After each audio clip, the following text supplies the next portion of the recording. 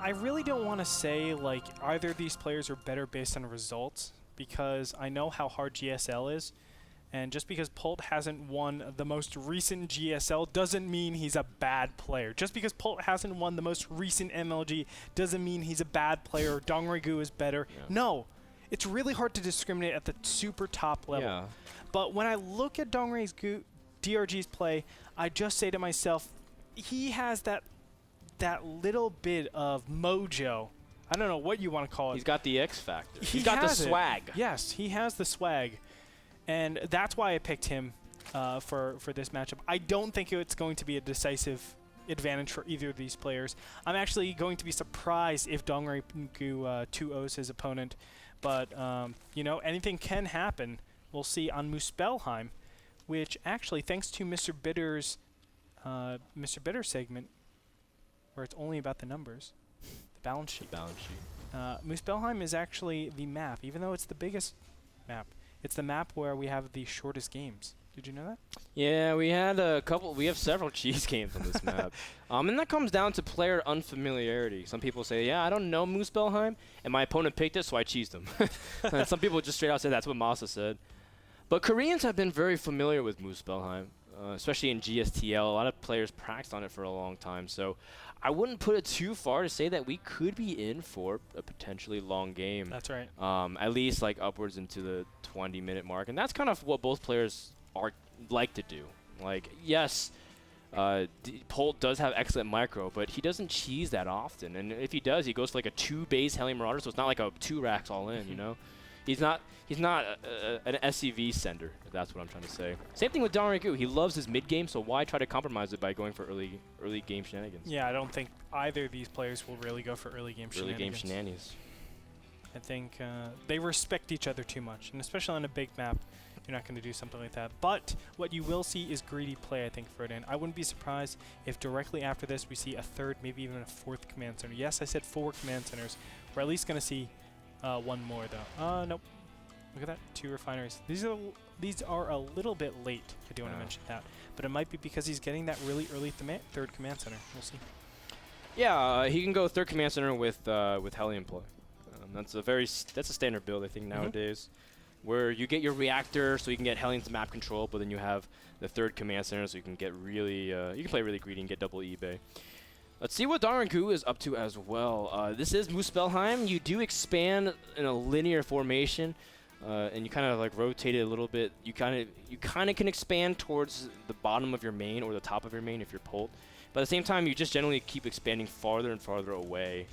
The center, though, Andre, does have 2 towers which control a lot of space. And a high ground, so that makes tank positioning very key. Although it is farther away enough to the point where even though if you control the watchtower, you can't necessarily push into your opponent. So there's a little bit of space dynamic with that. Which makes me actually think that, you know, when you actually push out, you need to make sure you know that you have not only enough time to push out, but you know the direction that you're pushing out. Because if you attack into, let's say, the top right-hand position or something like that, just assuming that there's a base there, you're gonna have a bad time. Put it that way. And I know that sounds kind of silly, but a lot of times people actually push out assuming there's going to be a third base or a fourth base, but it's in the wrong position or it's in a position that you don't think of. And that could be a very, very big problem on Muspelheim since it's such a big map. I mean, of course, these 2 players are seasoned veterans in their own right, so I'm not going to say that they will do that, but it's something important to note. You have to be very deliberate with your army. Yeah, and what's something also kind of interesting dynamic-wise is the brush. The brush is just outside the watchtower range, so even if you do control the tower, you don't control everything in terms of ambush potential and vision. So we'll see how those things kind of pan out. DRG, of course, making his round of links as per standard while he can secure a third base. This is something that Vibe likes to do as well, he told me, in terms of securing a third, getting out speed early. And some Zergs have been playing greedy, you know, like mass queens, and then trying to defend with spines queens while teching up and gassing all at the same time. But this is kind of like a conservative way to play, and I think that's, again, a great little strategy point from DRG. DRG will try to actually bust this front. I don't think he's going to be able to do that. Of course, a couple Hellions are over there to really stop that from happening, but he's just going to scout and see if there's any potential for counterattacks. And since he sees, oh, you're fully walled off, these Zerglings will never actually just hang out around here. A lot of times you will actually try to threaten the counterattack, but he sees the SimCity is good, says, okay, no thank you. So Andre, what do you think? Do you think the Muta style is good on Muspel? I know you say it's you feel like it's kind of flimsy and unreliable, but there are maps that Mutas can be very effective on. Do you think DRG, if he chooses to go for Muta style on this map, it'll be effective, or should he kind of still stick to Infestors? I think he should stick to Infestors. Just like Metropolis, I think it's the better option. You know, Mutas take quite a long time to get there to your opponent's base. When you get there, if they have like a couple turrets, you've just invested in, you know, 1,000 minerals and 1,000 gas for scouting. That's basically what it is. Obviously, that's I'm kind of making that sound really, really biased, but I really feel like Mutas just do not have place in these large maps. Medium-sized maps, like Antigua Shipyard even, I don't mind as much, but on a map like Muspelheim, I don't think it has a lot of plausibility. Well, we'll see what tech choice that DRG chooses. He is scaling back some of his gas, getting some early banelings instead of a +1 carapace and really focusing on the upgrades. And truth be told, when you're facing against Hellions, carapace doesn't really help that much just because of how well they're able to destroy everything. Yeah. Polt's going to mix it up and go for kind of his bio-Hellion timing on the third base. This is kind of a variation of a Marine King build that he loves to do. And you just try to hit the third at a very vulnerable spot when Zerg's trying to tech, because layer just finished. And that's when Zerg's trying to establish some kind of building, Infestors, Mutalisks. But DRG's been prepared this whole entire time. He read it like a book. And now he has Banelings and Zerglings in production. He's got even 2 Spinecrawlers to make an addition, a total of 3. So he's been prepared. Great foresight from DRG. Yeah, I feel like DRG is able to hold this off pretty easily, but oh, look at this micro actually going with the Marauders first. That's not what DRG wants. Oh my goodness. So many Banelings got lost in that exchange, and Polt able to save almost everything with his mobility. The Banelings wandering off creep just for a little bit too long, and they pay the ultimate price. DRG still has more Banelings on the way, but this is still he's not out of the look at this yet. Nice counterattack, but the supply depots will raise in time. The fact of the matter is these Zerglings are not in a good place to actually receive this huge all-in. Are there enough Banelings and Zerglings here, Frodan? It's going to be tough, but remember he has Stim, and he can just go ahead. Yes, just get the Marines, put them in another hotkey, and this is the type of micro that you have. My God, Polt! No way, your splits are so sick! The Hellions stay alive, and there's enough Hellions to really whittle down the Zergling numbers. Oh, but DRG with the trap and the flank able to secure everything. Polt played that like 80% correct, and then was just managed to barely get caught because he was moving on creep. But of course, Polt also reduced DRG's creep spread the entire time as well.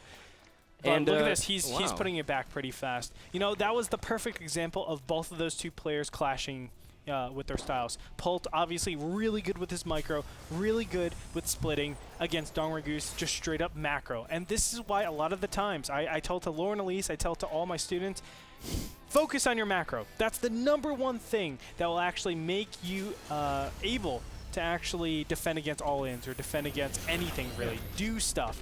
And until you actually have your macro down, don't worry about micro. And that's a perfect example, I think, of Polt and Dongraegu going at it, and Polt just not able to split because there's just too much stuff, Frodan. Yeah, there's just way too many Zerglings, although DRG did squeeze in another round of drones as well, even though he's back into Zergling production. He's already in the mid-70s. The Hellion count is still staying pretty high. I love that incorporation. Instead of switching directly back into tanks when he knows he doesn't have the ability to get them out in time, because siege tanks are expensive, siege mode takes a while in terms of transitioning. So he squeezed out some more Hellions and now goes back into tanks, which is very nice while he secures his third. Really annoying, annoyingly done by Dongraegu, just putting out a little bit of creep, stopping that orbital command center from dropping, and is going to delay that expansion a little bit. Let's go ahead and check what's been going on with these two players in terms of their build. Infestation Pit has not yet started the pathogen glands, which is super important. And in Polt's base, oh wait. Polt moving out to the middle of the map, and doesn't matter if Infestors aren't on the map. DRG controls most of Muspelheim, at least for now. Territorially, Polt trying to set off, or trying to wall off on his third, but there are 55 Banelings in production. Oh, wow. I thought Marl was going to have the Baneling count of the day, but I was clearly wrong. Oh, and Andre, these Banelings have speed. This is going to be really hard for Polt to hang on, especially since he doesn't have Siege Mode. Siege Mode just started. Are we going to see the end of Polt? He's moving out. Oh my gosh, Polt needs some crazy splits. He's running. Those are Marauders. And Marine, it's every man for himself. Here come the Banelings. The tanks are split. Marauders are cutting back. Good splits thus far from Polt, but he needs a little bit more.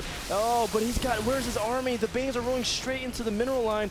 Oh, in the third, gosh. so many SCVs dropping. In the natural as well. SCVs dropping everywhere. Tanks getting picked off. And Polt was just not prepared for the Banelings. Oh, wow. And what he really gets out of that income tab, 36 Harvesters to 79. That's what I'm talking about, Frodan. I mean, Dongraegu just playing phenomenally with his macro. And he's already switched over 2 Infestors. He has some in queue. And not only that, he has maintained map control. That's really helpful. And this push from from Polt really is stretching it. I mean, he's saying to himself, I need to get some damage done. I need to do some economic damage to my opponent. Else, if I play macro from here on out, I'm dead. Dongraegu for sure has a 4th base, and I need to try to combat that as best as possible. Yeah. DRG actually doesn't sense that this attack is coming. Because of this, he can actually be in a lot of trouble. Man, those Baneling splits from Dongraegu were crazy, man. He was following the army with just the right amount of units and had just enough left over to be able to kill off the workers back at the natural and third. So Polt gonna go with a nice little counterattack and try to kill off whatever he can. He's gonna scan and snipe some of those drones. DRG not in position because he was preparing yet another Baneling Zergling attack towards the third. But this is exactly what Polt needed to do. That's right. That's right. And he will actually equalize quite a bit. I mean, income tab. Look at that. The mineral count is actually very similar. The gas count is the same. 4 mules. So that's exactly what Polt needed to do. Now, he is still behind an army, but defensive siege tanks, let me tell you, they can do a lot, and especially how he's set up. I mean, Polt, with his magic, might be able to get back into this game. I mean, he is behind an army. Oh, wow. Picks off 1 Infestor with those Marines. He will lose the remainder of them, but any Infestor pickoff is very nice for Polt. Polt still sticking on Marine tank, but he's got 2-2 done with 3-3 on the way, while DRG still at 2-2. His Hive has been done. He's been pretty delayed in terms of his upgrades because he's been prioritizing getting these Infestors out. Oh, and I love the sensor tower from Polt. That's so smart because now he's able to zone off so much. Look how many entrances he covers just with this one sensor tower. Great placement. This one and this one. Yeah. Beautifully done. And now what is Polt going to do? He's going to try to engage against that. He knows it's Zerglings, but when he gets over there, he's like, oh, Banelings, be careful. He's like, oh, on second thought, we didn't want to fight them anyways. And runs back. Polt now trying to control watchtower space. See if he can, I guess, set up some kind of 3-3 push. Or at least zone off for now, because he does have that very uncomfortable window of, I guess, like 100 and basically 2 minutes. So Polt's supply, his macro has been on point as well. 4 orbitals can climb you back economically very strong. DRG setting up a big flank though, but Polt sees it. The Sensor Tower can be very clutch here. Yes, sir. The siege tanks are in great position, but this counterattack is cleaning up a lot of the reinforcements. You can actually see that they were not even attack moving over. Now the Zerglings go over to the 3rd base, trying to deal more economic damage, but in the meantime, top right-hand corner, we do have a drop. Oh, Andre, the Infestors in the middle map, they all got picked off. Yes, they dropped Fungals, but oh my goodness, 7 Infestors just dropped. Oh, Polt's also pushing the top right as well. That's huge for Polt. He can kind of stand back and just save all his Marines, use the medevac energy to heal back up. But wow, Polt also lost a lot of workers as well. Just constant action across the map, Andre. These Marines, these are the bravest Marines I have ever seen. And they stim! YOLO! You only live once, man. Wow. Oh, man. And you know what? Those Infestors dying was actually a lot bigger than you might think. There are no more Infestors out in the field. Ultras without Ultras are not nearly as effective. You need those units to be staying in place for you to actually start cleaving them, else they're going to be kited forever. And there is a trick where you can actually dodge the Ultralisk blades by kiting them. So that's a very, very big problem. Polt is going over to the top right-hand corner. He's going to take out this expansion. And DRG's only got his fifth base kind of set up. Oh my And god. he takes it out. DRG has no counterattack because Polt has 4 tanks back at home. Polt, I think he's going to be able to take it such a strong position that DRG can't bust him because he's got no infestors. No way to really buffer the damage between the Zerglings and Ultralists from the tanks. Polt's pushing it to the 3rd base while he's sieging the 4th base as well. DRG running out of time, waiting for a couple Ultras to pop, and then he's going to make his move. But Polt's position is so strong. Oh my god, he goes into the worst position possible. Tank setup is amazing here from Polt. The split from the Marines is too much. The Bailey's take out everything, but there's so much reinforcement path potential. Polt's also pushing the 5th base from DRG. If he does this, Dongraegu is down to just 1/2 base of economy. Oh my gosh, he takes out that. He's going to take out that base, Frodan. There's no 2 ways about it. These Siege Tanks have done an amazing job at just killing every single, or at least damaging these Ultras. You can see how low they are. And these Marines get here. Look, they're going to kill an Ultra! Yes, they are. Oh, man, this Ultra, I mean, sure, they have 5 carapace, but Polt's able to get good positioning. The Infestors even letting the the medevacs go. Dongraegu picking up the pieces. He still has a big drone count, but his positioning, his creep spread, the Infestor count, the Ultralists, they've all been whittled down, and they are all battle-scarred. Some of them are at half health, and that's not even enough to maybe withstand a few tank shots. Polt's got a huge army. He's got no workers, but his army's count supply is huge, 93 to 64. I think Polt's going to be able to crush his army, and if he does, that'll be it. DRG's got nothing left. Good fungals, but really, what is the follow-up? There's nothing left. Yeah, DRG needs backup. He needs to give up this base. There's no chance that he can actually save this. Another drop coming in here, killing a lot of drones. It's going to be very helpful. And look at that Baneling hit. Very nicely done. But now all the Zerglings and Ultras are in a very awkward position. And DRG does not want to be actually pushing into this position. This is terrible. I mean, there's just so much over here. He wants to be dodging. Let his macro actually kick in. But no, he's going to go for it, Frodan. Oh, the Infestor's trying to go for the fungals. Polt does split, but the tank count is God. too big. Oh GG. my god, no freaking way. Game 2 goes to TSL Polt, and the series is tied 1-1 and sent it to game number 3. I picked Polt to win the series, man, but I didn't expect a game like that. If you told me that Polt was going to come back after the huge Zergling Baneling attack in the beginning stages, workers. he was down to a ridiculous number. DRG had 2 bases up, basically, based on saturation. He was so far ahead in tech, in units. He was looking so good, dominating everything. And all of a sudden, Polt brings in the multitasking, brings in the multi-pronged aggression. The pushes were perfect. The positioning was great. Polt, my God, you are freaking good. And DRG microed really well for the most part, but that one moment where Polt was moving across the left and flanked the Infestors, that was a good time to pull back because DRG was trying to go for his counterattack, just like he did last time. Remember, Zerglings, Infestors went to the base of Polt, bought time for the Hive Tech to kick in. Yeah. That's what DRG was going for, but the flank was much earlier. You said Polt went back too late last game. He went back just in time to kill 7 Infestors that were almost full energy. Brilliant. Boom. That's like the big difference in this game. I mean, pulling back a lot earlier, making sure that you're able to stabilize, and not only killing all those Infestors is so freaking important. You can see the synergy between those Ultras and Infestors just weren't there. 1, because there weren't Infestors, but 2, because DRG had a lot less time to deal with rather than in Game 1. Holy macaroni, what a game, but we're not even done yet. That game was brought to you by Stamps.com. For a special offer for hassle-free postage from your PC, go to nasl.tv/p/stamps for more information and a limited time special offer. We'll be back with game number 3. Don't go anywhere. It's just 1 minute. What's 60 seconds? We'll be back right after this.